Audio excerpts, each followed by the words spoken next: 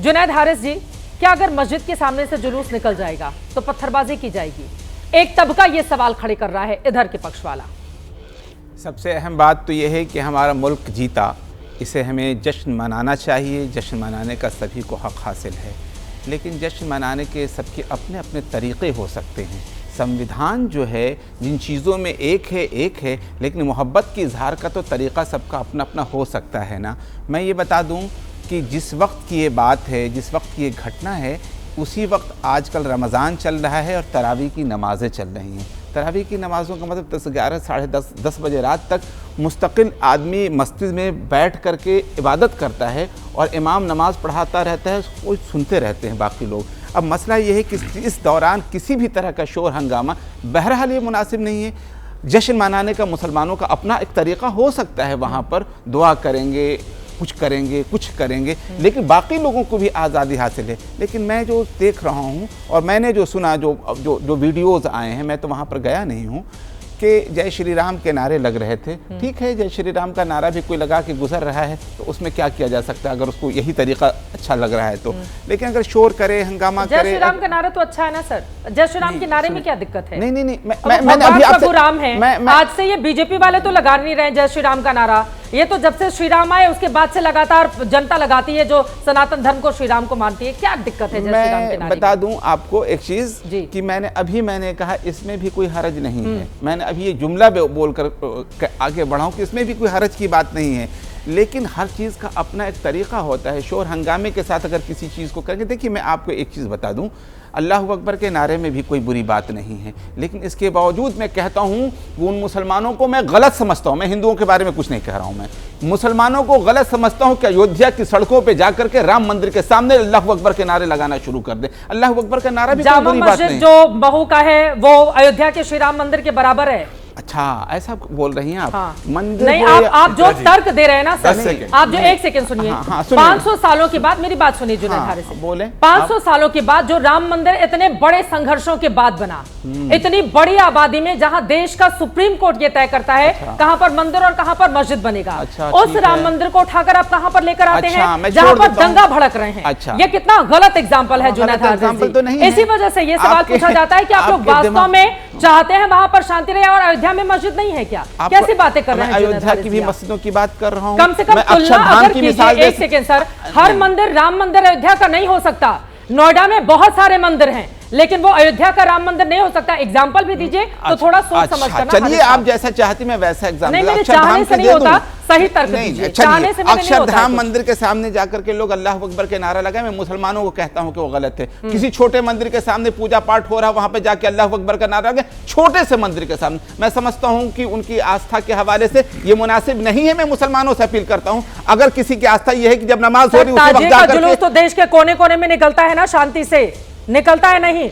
हम लोग खुद ही बचपन में बहुत सारे ताजिए के जुलूस देखे हुए हैं गुजरते हुए, और हम लोग जाते थे देखने के लिए। गांव, शहरों, हर जगह सर, जमीन में रामलीला होता है। यही तो बात है ना, यही बताने की जरूरत है। यही तो बताने की जरूरत है, रामलीला होता है हमारी जमीन में। होता है, अच्छी बात है ये। हाँ, यही चीज मैं आपको बताना चाह रहा हूँ, लेकिन हर चीज का अपना एक तरीका होता है। फिर भी मैं कह रहा हूँ कि सबसे अहम चीज ये है कि दंगाई कोई भी हो, उसकी जांच हो, उसकी जांच पड़ताल हो और उनकी गिरफ्तारी हो। मैं हिंदू और मुसलमान की बात नहीं कर रहा हूं। लेकिन रेणु कीर जी के पास में आती है। रेणु कीर जी, लेकिन हाल के दिनों में हमने देखा है, देखिए श्री राम वो सनातन धर्म की आस्था के प्रतीक हैं, लेकिन जय श्री राम का जो नारा है, जो इधर के पक्ष की ओर से सवाल उठाया जाता है, वो एक खास तबके को चिढ़ाने के लिए ये नारा लगाया जाता है। वो उस टोन में नारा लगाया जाता है ताकि दूसरे की भावना भड़के और फिर इस तरह के हालात पैदा हों। ये आरोप आप लोगों के ऊपर लगते हैं रेणु कीर जी, विश्व हिंदू परिषद, बजरंग दल और बाकी जो आपको सपोर्ट करते हैं।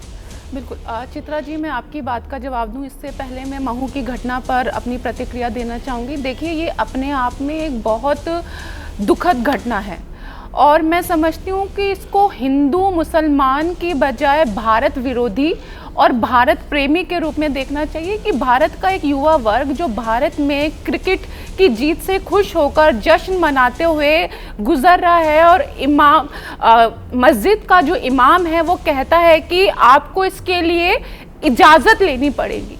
तो क्या भारत पाकिस्तान का हिस्सा बन गया है? हाँ, कि अपना जश्न मनाने के लिए, भारत की जीत को सेलिब्रेट करने के लिए भी हमें परमिशन लेनी पड़ेगी, और वो भी उस इंसिडेंट को सेलिब्रेट करने के लिए जो बहुत स्पॉन्टेनियस और बहुत एक इंस्टेंटली हुआ है एक चीज़। और ये कहीं ना कहीं जो एक जिहादी मानसिकता है, एक जो बहुत कट्टरपंथी मानसिकता है। I did not interrupt when you spoke, kindly maintain the decorum. I didn't interrupt you at all. मैंने आपको बिल्कुल भी कहीं भी इंटरप्ट नहीं किया, मैंने आपको बिल्कुल भी इंटरप्ट नहीं किया, मैंने आपको बिल्कुल भी इंटरप्ट नहीं किया। किसका बयान है? कौन कह रहा है हैव सम पेशेंस, कौन कह रहा है कि लर्न सम कम्युनिकेशन कौन स्किल्स। कह रहा है कि परमिशन की जरूरत है? किसी को परमिशन नहीं। जब आप सेलिब्रेट दीपक झा जी एक बार उनकी बात हो जाए। वैसे भी मैं बहुत देर से लेकर जुनैद हारिस जी और रेणु जी वैसे भी बहुत देर से उनकी बात हो जाए। दीपक जी ये नहीं हो सकता है, दीपक जी ये नहीं हो सकता है, प्लीज। आपके बेसलेस आर्गुमेंट्स हम लोग बहुत देर से सुन रहे हैं, कृपया हमें भी बोलने का मौका दिया जाए। नहीं दीपक जी प्लीज एक सेकंड सर, एक सेकंड, एक ऐसे डिबेट नहीं हो सकती है प्लीज। आपको जवाब एक देना दीपक जी, है। आप दीपक जी हर किसी के बीच में बोल लेने से बेसलेस का मतलब सर क्या एक होता है? सेकंड सर, बेसलेस का एक मतलब क्या सेकंड। होता है? दीपक झा आप लोग जो मर्जी बोलेंगे चलेगा। दीपक जो झा जी मर्जी वो तो बोलेंगे बोल ही नहीं चलेगा। रही थी। आपको तो दीपक जवाब झा जी देना है। प्लीज, लोगों को बोलने का मौका भी दीपक झा का ऑडियो डाउन किया जाए, दीपक झा को ऑडियो डाउन किया जाए। रेणुकीर जी बोलिए, इस तरह से डिबेट नहीं हो सकती। बिल्कुल प्लीज, चित्रा जी, बोलिए। देखिए यही कट्टरपंथी मानसिकता है, अरे यही मैंने आपसे कट्टरपंथी। जय श्री राम का हाँ? नारा लोगों को चिढ़ाने के लिए लगाएंगे या अपनी आस्था के लिए लगाएंगे? मेरा ये सवाल था आपसे। बिल्कुल। और आप लोग तो फ्रीडम ऑफ एक्सप्रेशन की बात करते हैं ना, तो क्या हिंदू समाज के पास, युवाओं के पास अपना फ्रीडम ऑफ एक्सप्रेशन का कोई राइट नहीं है? ये तो भारत का अरे कॉन्स्टिट्यूशन मस्जिद के सामने ही जाकर सारा एक्सप्रेशन दिखाना है क्या? ये तो भाई चित्रा जी, अगर जुलूस वहां से गुजर रहा है, लोग वहां से गुजर रहे हैं, और आउट ऑफ इमोशंस अगर कोई कह रहा है, अभी तो हमारे यूनिवर्सिटी में, कॉलेज में भी अगर फेस्ट होते हैं, वहां से भी बच्चे जय श्री राम के नारे लगाते हैं। और जो आप बात कह रहे थे कि बॉटल फेंकी गई, बम फेंका गया, अभी हमारे कॉलेज में 2 ही दिन पहले फेस्ट हुआ है, वहां पे बच्चे एक दूसरे पे बॉटल्स फेंक रहे हैं क्योंकि सिंगल लेट हो रहा है, तो वो क्या दंगे हो रहे हैं? कुछ चीजें स्पॉन्टेनियस भी होती हैं, जरूरी नहीं हर कोई हर चीज नियोजित है। हाँ, और आपने नहीं, लेकिन वो मंदिर या मस्जिद के भीतर तो नहीं हो सकता ना। बात करिए डॉक्टर, आप बिल्कुल आप डॉक्टर बी आर, एक सेकंड, आप डॉक्टर बी आर अम्बेडकर की बात कर रही थी Chitra ji. Doctor B are Ambedkar ने अपनी किताब थॉट्स ऑन पाकिस्तान में बहुत पत्थर क्लियरली लेके जो कौन आपकी खुशियां मनाता है, कौन से धर्म के लोग हैं, कट्टरपंथी कौन से मजहब के लोग हैं, उसका कौन वर्णन से लोग किया हैं है कि आप अपने धर्म से बाहर जितने भी समुदाय हैं उनको काफिर की तरह देखते हैं। और यही हम तो कारण मोहब्बत है, की नजर से देखते हैं, यही कोई काफिर कारण नहीं है है भाई। कि डॉक्टर बी आर अम्बेडकर ने उसी बेसिस पर भारत के पार्टीशन को स्वीकार किया था। Otherwise for a very long time doctor Ambedkar Bharat के पार्टीशन के फेवर में बिल्कुल भी नहीं थे। लेकिन क्योंकि यही जिहादी मानसिकता की, अगर फ्यूचर में भारत के मुसलमान को विश्व के अन्य मुसलमानों में के सामने और भारत की सुरक्षा और ये मुसलमान 25 करोड़ कहाँ भेजेंगी?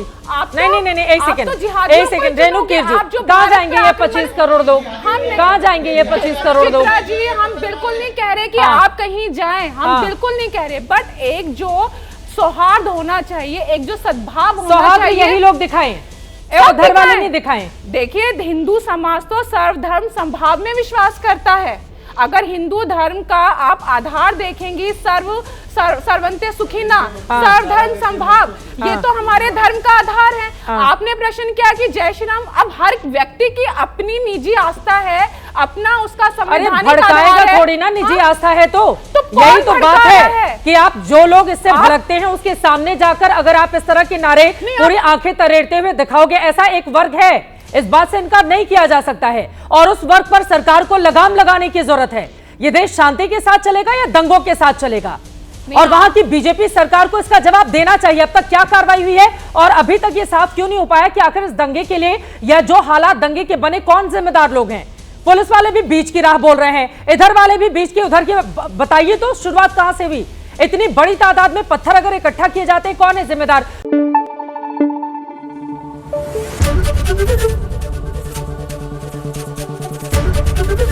एबीपी न्यूज आपको रखे आगे।